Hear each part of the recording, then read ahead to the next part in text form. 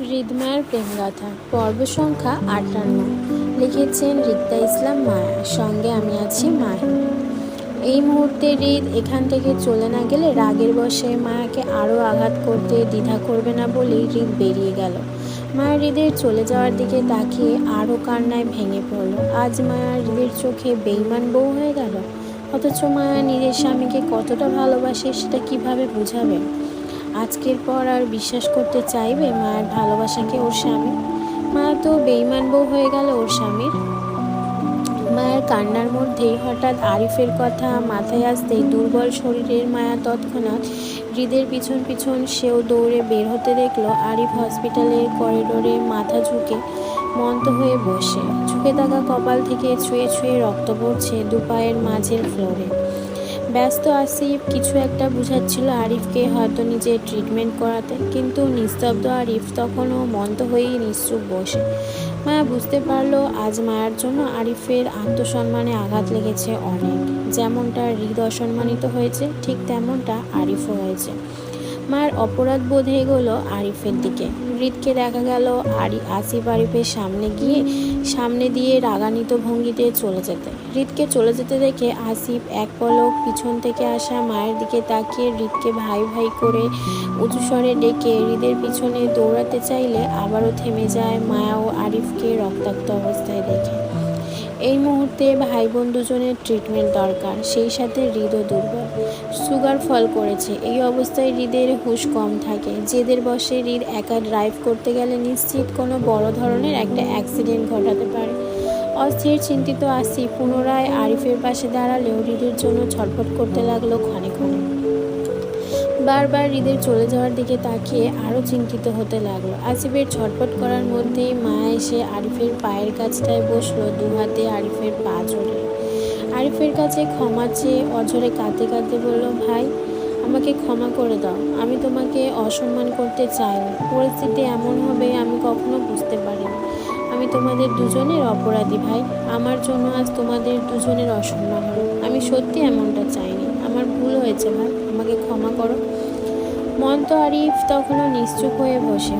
হ্যাঁ, একটা শব্দ পর্যন্ত করল না। মায়ের প্রতি বিশ্বাসটা আজ হৃদের মতো আরিফও হারিয়ে ফেলল। আজ আরিফের আত্মসম্মানের আঘাত পেয়েছে খুব।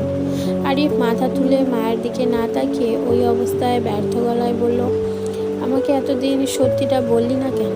আরিফের ভাঙা গলায় মায়া আরও কেঁদে উঠল। মায়া বুঝতে পারছে আরিফ কতটা কষ্ট পেয়েছে মায়ের ধারা। মায়া একই ভঙ্গিতে আরিফের পা ঝরিয়ে ফুপিয়ে কেঁদে উঠে বলল, ভাই আমি ভয় পেয়ে গেছিলাম ভাই। সত্যিটা জানলে তোমরা কিভাবে নিবে সেই ভয়ে কখনো বলতে পারিনি। আমার ক্ষমা করে দাও ভাই, আমি এসবের কিছুই চাইনি, কিছুই না। মায়ের কথায় আরিফ তেমন কিছুই আর বলল না। বুক ভারী দীর্ঘশ্বাস গোপন করে আবারও নত মস্তিষ্কের বলল, হাতের রিংটা দে। মায়া তৎক্ষণাৎ নিজের অনামিকা আঙুলে থাকা এঙ্গেজমেন্ট রিংটা খুলে আরিফ দিকে বাড়িয়ে দিতেই সেটা হাতে নিল আরিফ। মায়ের দিকে না তাকিয়ে শুধু উঠে দাঁড়াতে দাঁড়াতে মায়ের উদ্দেশ্যে একটু করে বলল, আরিফ আয়। আরিফ করিডোর ধরে সামনে হাঁটতে চাইলে বাধা দেয় আসিফ। বলে, তুমি অসুস্থ আরিফ, তোমার ট্রিটমেন্ট প্রয়োজন। কপালে রক্ত পড়া বন্ধ না করলে তুমি সমস্যা পড়বে। আসিফের কথায় আরিফ ক্লান্তিতে হেসে বলল, হৃদয়ের অনেক রক্তক্ষরণ হচ্ছে আসিফ ভাই, খুব বুক ব্যথা করছে। কপালটা তো সামান্য কেটেছে মাত্র। আপনার কাছে বুক ব্যথার ওষুধ থাকলে একটা দিন, খুব অসহনীয় জ্বলছে বুকটা। মায়া কান্না আর আরিফের ভাঙা স্বরের গভীর কথাগুলো মানে বুঝতে দেরি হলো না আসিফের। পরিস্থিতি এমন অসম্মানজনক হবে সেটা আসিফও কল্পনা করেন, কিন্তু যা হবার তা হয়ে গেছে, সেটা বদলানো যাবে না। কিন্তু তাই বলে আরিফ ট্রিটমেন্ট নেবে না সেটা তো নয়। আরিফ আসিফকে পিছনে ফেলে টলমল পায়ে কয়েক কদম হাঁটতেই তীব্র দুর্বলতা বেহুশ হয়ে পড়তে নিলে আসিফ পুনরায় জাপটে ধরল আরিফকে। আরিফের পরপর মায়াও একইভাবে পিছন থেকে বেহুশ হয়ে পড়ল দুর্বলতায়। কাল রাত থেকে মায়া অসুস্থ ছিল, এখন আবার হৃদের তাণ্ডবে মায়া আরও দুর্বল হয়ে পড়লে আরিফের সঙ্গে সঙ্গে সেও জ্ঞান হারালো।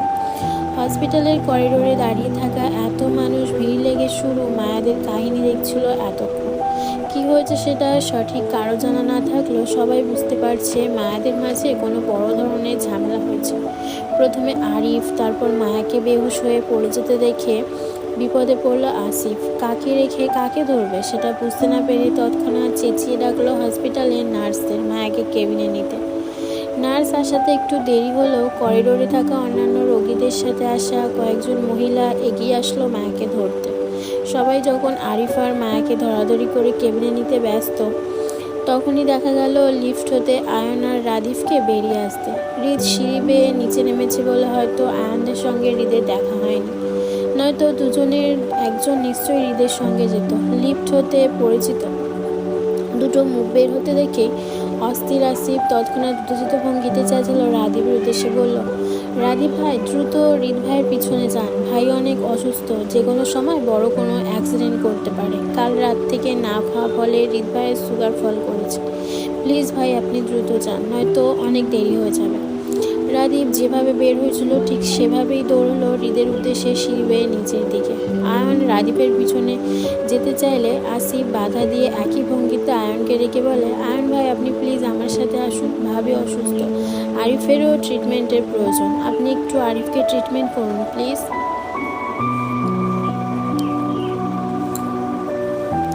সময়টা 11:45 ঘরে। চাঁদবিহীন আকাশে অসংখ্য তারা মেলা, ঠান্ডা ফুরফুরে বাতাস গা ছুঁয়ে মন সিক্ত করছে। জুই 3তলা ভবনের এক কোণে বারান্দায় দাঁড়িয়ে ঘন কালো আকাশের দিকে তাকিয়ে সিক্ত নোনা চোখে। বাইরের পরিবেশটা যতটা শান্ত, জুইয়ের ভিতরটা ততটাই অশান্ত। বিগত গোটা একটা দিন একটা রাতের ব্যবধানে কত কিছু ঘটে গেল জুইদের জীবনে।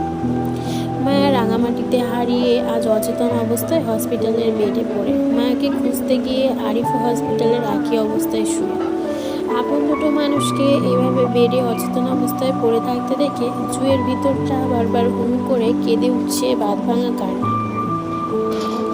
এই তো সন্ধ্যার নাগাদ জুইকে কলেজ টিচারের বাসায় থেকে হসপিটালে নিয়ে এসেছে আসিফ। এখানে আসার পর থেকে মায়া আর আরিফকে অচেতন অবস্থায় কেবিনে পেয়েছে জুই। নিজের ভাই বোন দুজনকে অসুস্থ অবস্থায় দেখে নিজেকে সামলাতে পারেনি জুই, হাউমাউ করে কেঁদেছিল তখন। তবে জুইকে সামলাতে আয়ন আসিফ দুজনকেই পাশে পেয়েছিল সে। এই অসময়ে বিপদে যেখানে জুইদের পরিবারের পাশে নেই, সেখানে আয়নদের ঢাল হয়ে দাঁড়ানোটা ছিল ঘোর অন্ধকারে বিশাল আলোর ন্যায় আস্থাবল। আরিফ মায়ের হসপিটালের তদারকি থেকে জুইয়ের খেয়াল পর্যন্ত রাখছে এই দুজন মানুষ। আর প্রফেশনালি ডাক্তার হওয়ায় আরিফ মায়ের চিকিৎসার তদারকি সে নিজেই করছে। আর আসিফের কথা যত বলবে ততই কম মনে হবে জুইয়ের। চমৎকার একটি মানুষ, অসাধারণ দায়িত্ববান পুরুষ। কেউ সামান্য চাকরির জন্য তার মালিকের এতটা বিশ্বস্ত আর আপন হয়ে থাকতে পারে, সেটা আসিফকে না দেখলে বুঝতো না জুই। আবছা আলোয় হঠাৎ নিজের উপর কারো কালো ছায়া পড়তেই বিষণ্ণ জুই গ্রিল থেকে মাথা উঠিয়ে পিছনে তাকাল। দরজার সামনে আয়নকে দেখতে পেয়ে অস্বস্তিতে আছড়ে পড়ল জুই। না চাইতেও আয়নের সঙ্গে পুরনো অতীতগুলো স্মৃতিচারণ হতেই জুই সোজা হয়ে দাঁড়িয়ে নিজের দুহাত কুচকালো অস্বস্তিতে। এলোমেলো দৃষ্টিতে ফ্লোরে ফেলে মিহিস্বরে জিজ্ঞাসা করল, কিছু বলবেন? কিছু না বললে কি এখানে দাঁড়ানো যাবে না মিস জুই? আয়নের কাট কথায় কিছুটা রাগের আভাস পেল জুই। রাগটা কিসের তা বুঝতে দেরি হলো না জুইয়ের বিচলিতা বাড়ল। আয়নকে এড়াতে চেয়ে বলল, তা কেন হবে, আপনি বরং এখানেই দাঁড়ান, আমি কক্ষে যাচ্ছি মায়ের পাশে। কথা বলেই জুই এক প্রকার চোরের মতন আয়নের পাশ কাটিয়ে তাড়াহুড়োয় চলে যেতে চাইলে বাধা দেয় আয়ন। পাশ কাটিয়ে চলে যাওয়া জুইয়ের বাহু টেনে নিজের মুখোমুখি করতেই আয়নের কাছ থেকে নিজের হাতটা ছাড়ানোর চেষ্টা করে জুই খানিকটা শক্ত গলায় বলল, এসব কী ধরনের অভদ্রতা ডাক্তার সাহেব, হাতটা ছাড়ুন, যেতে দিন আমাকে। আয়ন একইভাবে জুইয়ের হাতটা চেপে ধরেই বলল, আমি এখন অভদ্র হয়ে গেলাম? তাহলে আমাকে আপনার মতো করে ভদ্রতা শেখান জুই। কীভাবে মানুষকে মায়ায় ফেলে চট করে গায়েব হয়ে যাওয়া যায় সেই সব শেখান। আমি আপনার কাছ থেকে সলিড ধোঁকাবাজি শিখতে চাই জুই, যেন একটা মানুষকে পুরো ধ্বংস করার মতন ক্ষমতা রাখে এমন বেইমানি হতে চাই। শেখাবেন আমাকে? আপনি তো আমার দেখা শ্রেষ্ঠ ভদ্র মানুষ, আপনি নিশ্চয়ই এসবে ডিগ্রিধারী ভদ্র মানুষ। আয়নের জুঁইকে করা অপমানের কথায় জুঁই রাগে মেজাজ দেখিয়ে বলল, হাতটা ছাড়ুন, আপনি এখন বেশি বাড়াবাড়ি করছেন, যেতে দিন আমাকে, ছাড়ুন। জুঁইয়ের মেজাজে আয়নও মেজাজ দেখিয়ে বলল, কেন যেতে দিব? আমার কথা আগে শেষ হোক, তারপর যাবেন আপনি। এখন বলুন, এতদিন আমার কল ধরেননি কেন আপনি?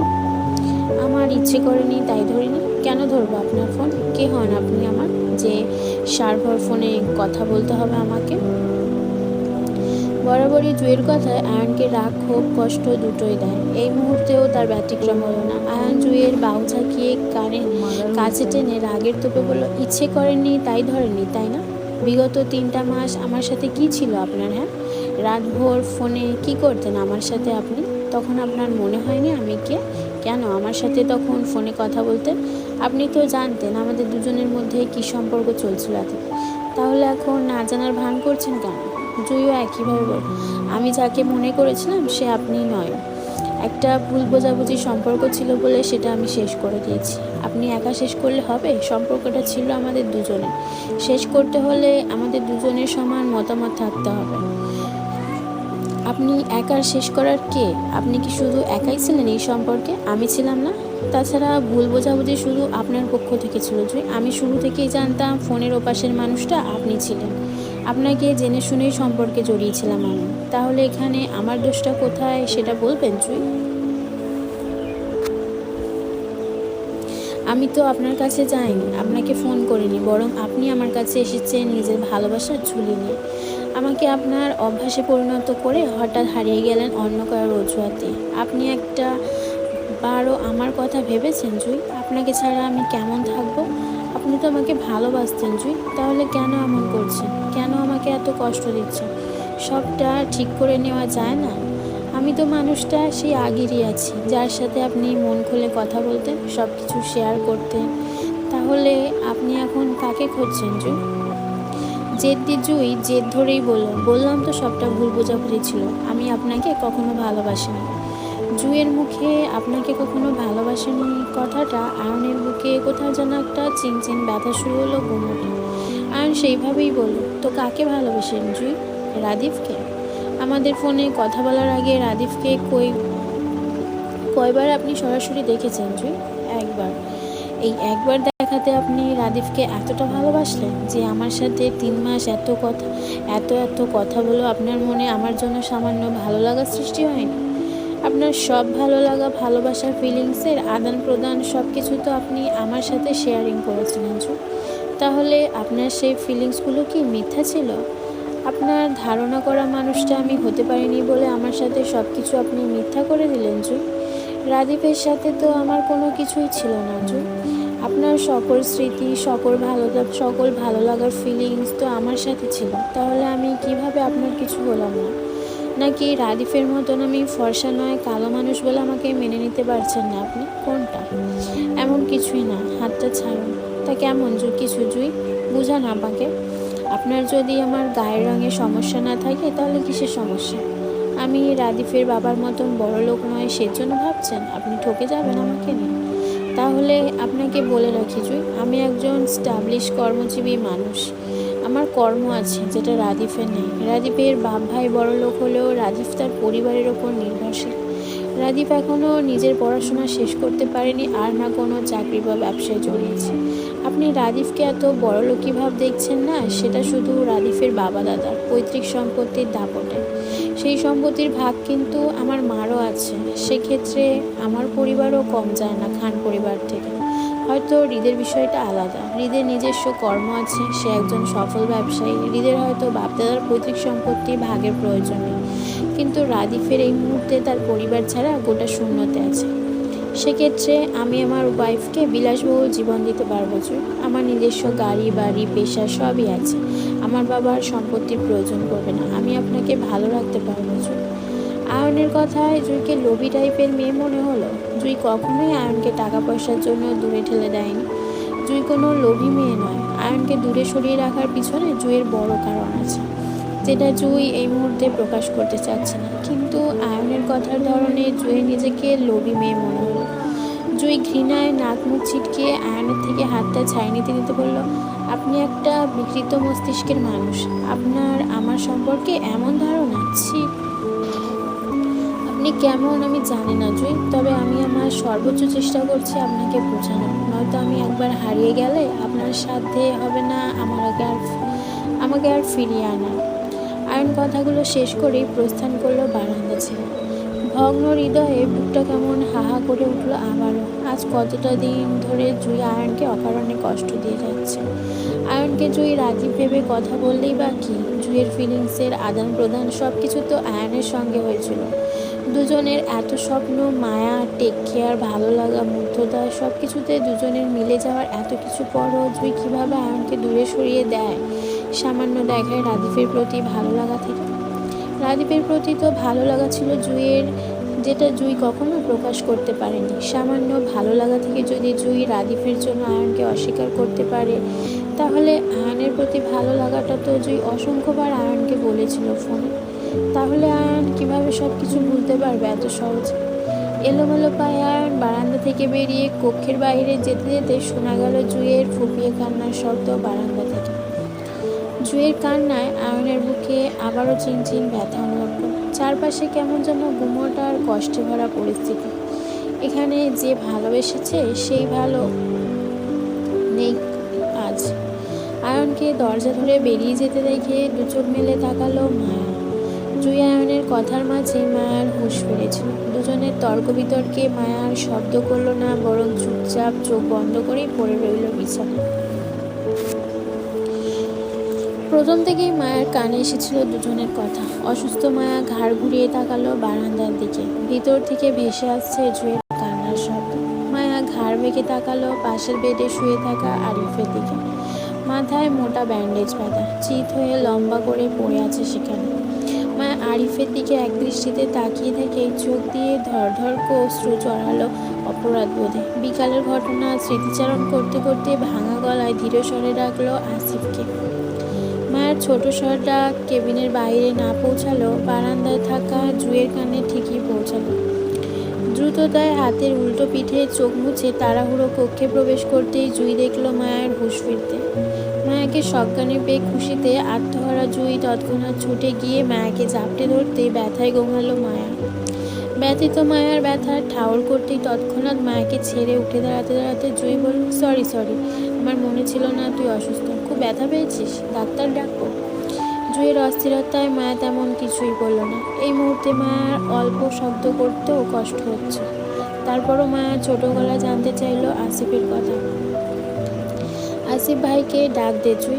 আসিফের খোঁজ করতে দেখে বিচলিত হলো জুই। উদ্বিগ্ন গলায় বলল, কেন, কোনো সমস্যা হচ্ছে ঋতু? ব্যথা পেয়েছিস খুব? মায়া একই অবস্থা বলল, জুই আসিফ ভাইকে ডাক, আমি কথা বলবো।